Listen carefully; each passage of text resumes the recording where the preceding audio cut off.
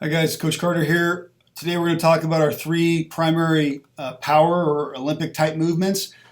There's a lot of information here. I'm going to try to keep it kind of quick relative to the time, but this is going to be a longer video just because there's a lot of information. So we're talking about our total tiers here. We have our three tiers in our program, upper, lower, and now we're talking about total. So we're talking about our primary movements in this tier is the clean, is the high pull, and then we throw in front squat here as the third primary total movement because we like how it relates to the clean in the way that we rack the bar. So this is, I know front squat's traditionally a lower body movement. For the purpose of the transition to clean, it's in our total body series. So if you've seen the first two upper and lower body progression exercises and how they relate to the three tier movements, we're going to finish that off by talking about our top three total body exercises. So let's get into it. So total body tiers. So number 3, starting from the bottom and working our way up, is front squat. Very similar to our cues for squat. Keep a big chest, eyes up, go below parallel. Okay, we want to keep our heels on the ground. Must have a spotter. We don't have them for the sake of the video. And then we hold the bar in the front rack position. Okay, so I utilize the 2-finger claw for young kids. I find that when they have 2 fingers under, it's easier for them to get their elbows up. There's people out there that say, oh, I don't want to do this because it doesn't replicate the clean. You want all the fingers under the bar when you clean, which is correct. But for me, I can get more flexibility faster and get this form faster, more accomplished in a quicker way when they use the 2-finger claw. So we will get out of the 2-finger claw as the kids get stronger and more flexible. But for starters, front squat exercise, 2-finger claw. We can use dumbbells, but generally we'll do this with a barbell. This is a great, again, lower body lift anteriorly. You can utilize a lot of core. This is a way to do front squat, right? Crossing the arms. We're working the same muscles of the lower body, but if we're talking about muscle memory, right, this position is exactly how I'm going to catch the bar in the front squat with all the fingers under the bar. How I'm going to catch the bar in the clean. So the more the kids practice this front rack position, the better it's going to be when we clean. So this is the only way we clean in the weight room here. I tell them this is an acceptable way to do it on your own, but when we're trying to develop our clean in an efficient way, I want them to be doing the front rack position as much as possible. A couple real quick cues: keep the feet, narrow. Keep the hands just outside the shoulders or on even slightly on top of the shoulders. Sometimes when the hands go wide, it gets harder to rack it, and the kids will feel a lot of pain in their elbows and their shoulders. So I want to keep the arms right above or slightly outside the shoulders with elbows nice and high. So again, full depth, go as low as you can with good form. Very similar cues to the squat. You want to go get the depth below parallel, keep heels on the ground, keep a big chest. If they can't go that low, have them go as low as they can with good form. Okay, here just a quick couple more seconds of the video. And again, we like the lift for the lower body strength that it will develop, but we really, really love it for how we get to work that front squat position and that rack position of the clean. Okay, moving into high pull. Now we're going to get into a little more detail about Olympic movements. Okay, so with the high pull, I am working on getting the kids to triple extend with a barbell. Okay, we do triple extension on air. If you watch the jump progression series, you can see those exercises, but triple extending with a bar is different. You can teach kids clean pull with the bars when they triple extend and shrug at the top. We do utilize that to a small degree, but high pulls are a much bigger staple of the program. So this is what the lift looks like, okay? Triple extend at the top. Now let me slow this down. I prefer the top-down model for teaching Olympic lifting. I saw a great DVD. Man, I think it was Coach Tube or Coach Education, and this was a Olympic strength coach. He said he likes to teach the top-down model because it involves the least amount of pulling from the top, right? So there's less movement when you're pulling from the top in regard to above the knee, and then definitely from the ground. So less can go wrong when they start with a higher bar path. So we will do high hip, we will teach above the knee, and we will teach from the ground. All three are different in their own ways, but they're all focusing on triple extension and dropping and flipping underneath. Okay, we want to pop the hips for the high pull specifically. We want to explosively pop the hips, keep the bar close to the chest, okay? We don't want to see this happen, right? Kids are losing power and they probably won't finish a heavy lift when the bar goes away from their body. A great way to demonstrate this is tell your kids, hold a 45-pound plate nice and tight to your body. Most of them will feel really strong in this position. Then tell them to slowly bring the plate away from their body. They'll really struggle, especially when it's completely extended. It's the same principle with the clean. When the bar goes away, power is lost. Okay, strength is lost. So keep the bar nice and tight. That's one of the big emphasis of the high pull. We want them to finish at the top with knuckles down, elbows up. We want them to finish like they're just getting right before they get ready to drop under the bar. We don't want them to finish like this, right? Because if they're triple extended and then flip, they're never going to finish that lift, right? Imagine I was doing a power clean and I stopped at the point of full extension. Bar through the chest, knuckles down, elbows up. That's how I want them to finish when they do their lift. You can see in the video, my elbows could be a little higher, but the idea is the knuckles stay down. Want them to stand tall like a tree, finish on toes. Another cue for all high pullers is a lot of the kids want to stay flat-footed. Triple extend. Okay, hips, knees, and ankles all need to be up for full power output. Our variations, high pull, hang, and power, we'll get to, and we can also do this with dumbbells. So quickly, let me play the video again. High hip, I do a little pop. The pop's not an issue as long as the bar stays tight to the chest. Knuckles down, elbows up. Okay, you'll see here, what I want to focus on is extension, right? Full extension of the ankle, knee, and hip. That's how I'm going to get the most power output vertical by putting force into the ground. Okay. Knuckles and elbows up. Great. Okay, now let's move to phase 2 of the high pull is our hang position. So now the bar is above the knee. Anywhere between the mid-thigh to above the knee works. Some kids feel better in different points on the thigh. I know I have seen people work below the knee. To me, it's a little too specific. I like to work these three main starting positions: high hip, above the knee, and from the ground. So again, very same cues: pop, triple extend, stand like a tree, knuckles down, elbows up. I want to get them on their toes, keep the bar close to the chest. This is something that we'll do religiously in the weight room for all age groups to keep these movement patterns. Again, triple extend. If you put a kid with a barbell with a lot of weight on the clean, if he's not really used to triple extending at the top, he's going to be losing a lot of power. He might go down too early. He might, he's definitely not going to be able to maximize his gains in this lift. So we do high pulls to really hammer out triple extension.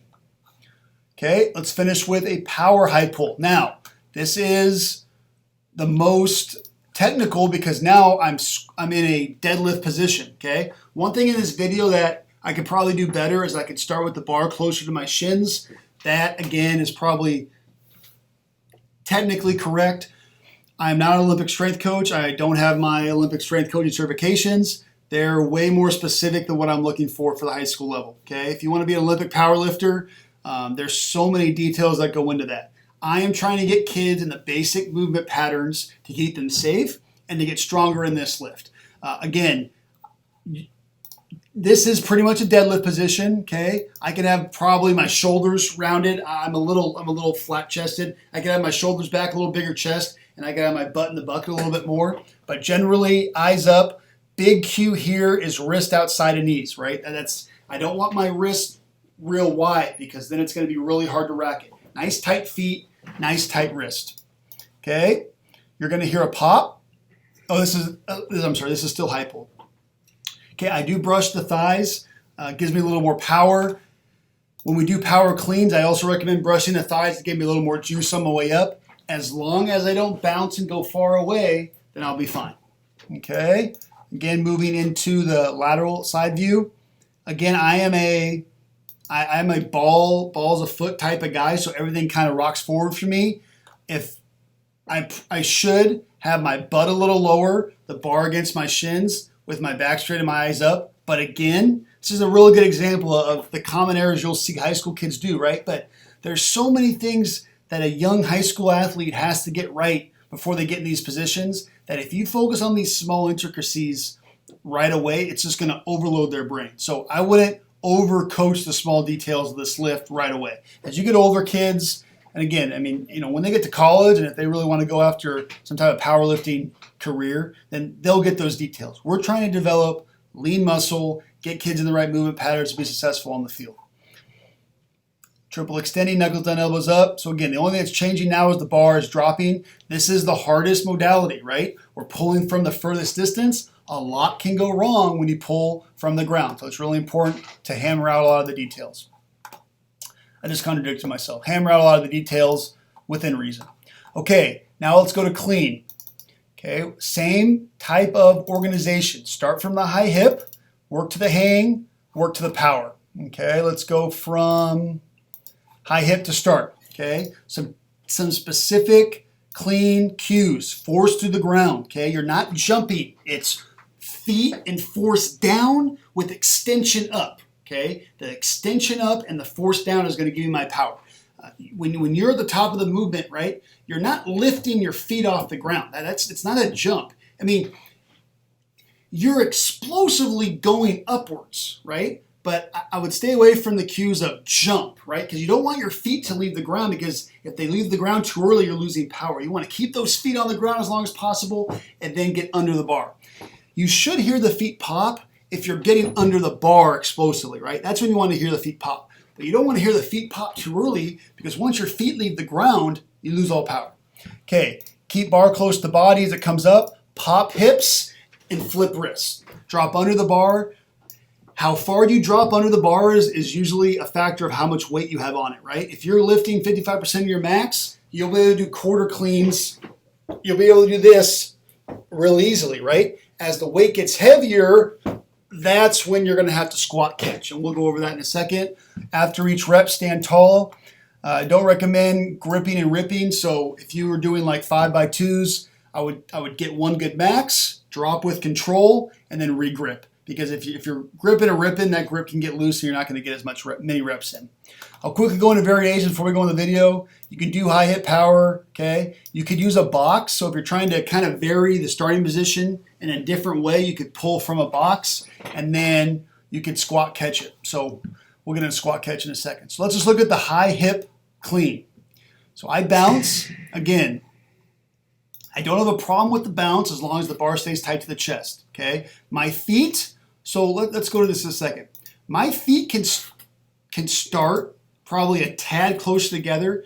To me, after you drop in the deadlift or the drop squat position, the feet are going to go out a little bit more naturally. As long as the feet don't go way wide, I wouldn't overcoach it, right? If they go a little wider, that's natural, I think, to get more base and power. But as long as they're not going way outside the body, then I'm okay with that. But popping, dropping, flipping, elbows are up. Make sure they don't hit the thigh. Make sure, again, I'm squat catching all of these. Just to give you guys a demonstration, I would usually see this low of a squat catch when I have a max on or when I have a 290+% on. I'm demonstrating every rep here.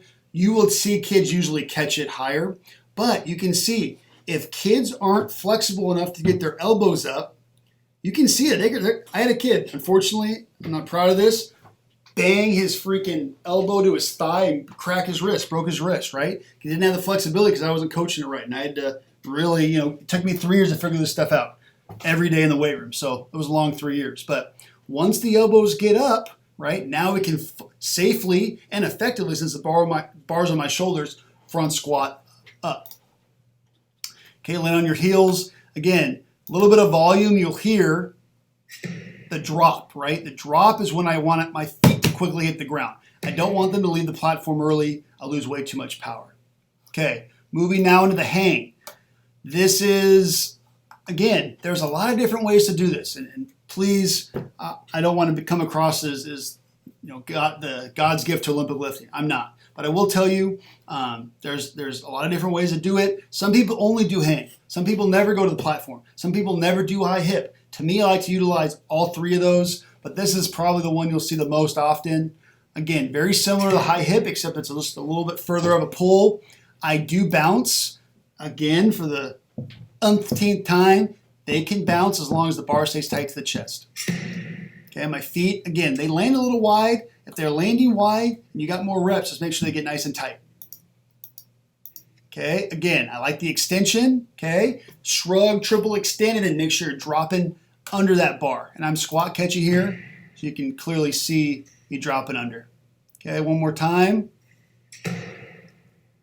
I like the shelf, right? Young kids that want to get in this position, they cannot hold a lot of load on their wrist as the weight gets heavier. They got to learn how to get the bar to the shoulders. It takes time, okay? That position, just that upper body position, takes time, right? Don't tell a kid, you need to do it like this, you need to do it like this. They physically can't. Get them through the movement patterns and through the progression exercises to get them there. Okay, granddaddy of them all, as our famous Rose Bowl commentator would say,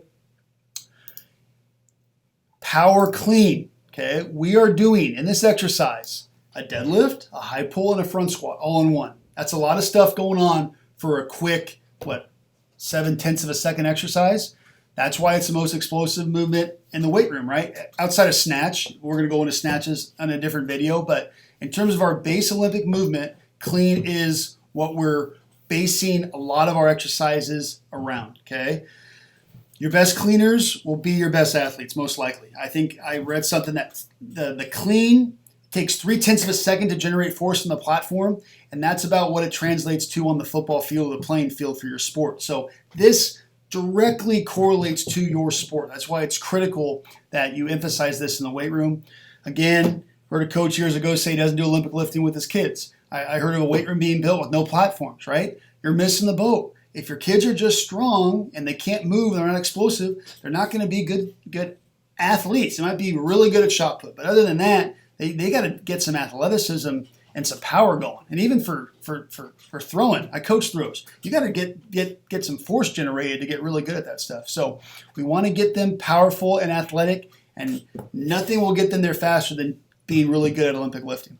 Okay, so from the deadlift, I brush the thighs, I high pull, and then I drop under.